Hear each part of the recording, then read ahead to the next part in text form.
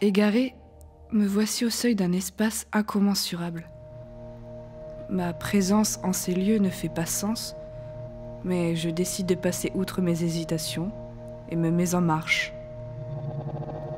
Ma progression est précipitamment stoppée par la présence d'une étonnante matière, une épaisse mare couleur ébène, à la malléabilité déconcertante. Tel du pétrole, le fluide se répand sur la base de ce qui s'avère être un escalier massif. Celui-ci m'intrigue immédiatement. Sa physionomie serpentine semble inadaptée et l'emprunter pourrait être périlleux. Ignorant mon intuition, j'entame mon ascension. Celle-ci est bientôt contrariée par la présence d'une mince grille, à l'utilité questionnable et franchissable d'un simple enjambement.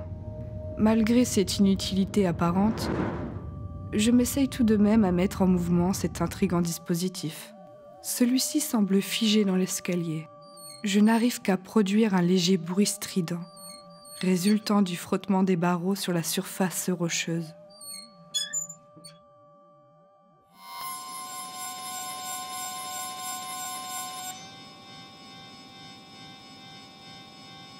M'attend ensuite une sorte d'estrade aux proportions éléphantesques.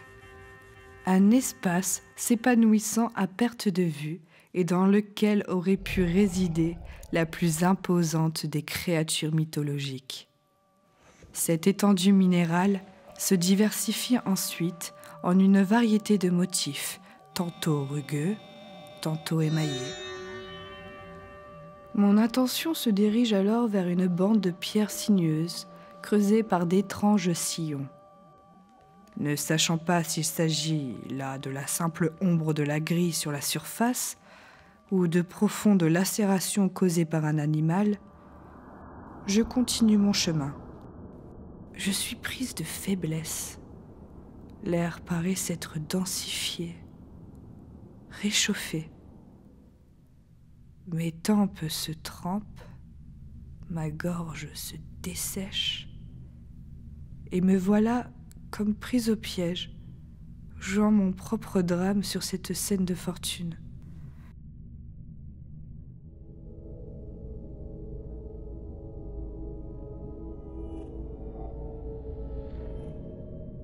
Dressées face à moi, de vertigineuses parois viennent endiguer ma vision. Elles semblent forées ci et là par d'épaisses masses feuillues, perçant de leur sombre teinte verdâtre la surface. De celle-ci se dégage une sensation de moiteur semblable à celle émanant de l'étrange liquide noir rencontré précédemment. Ce qui me marque davantage, c'est l'odeur émanant de ces plantes, une odeur infecte, une odeur de mort, un parfum probablement causé par l'importante humidité du lieu.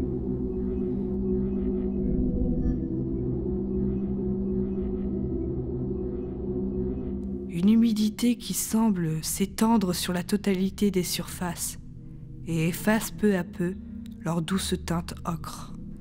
Un bruit me fait soudain sortir de mes pensées. C'est un souffle discret, mais perceptible. J'en identifie la source avec ébahissement. Là se tient un fauve, que dis-je, le fauve. Un lion étalé de tout son long et respirant placidement.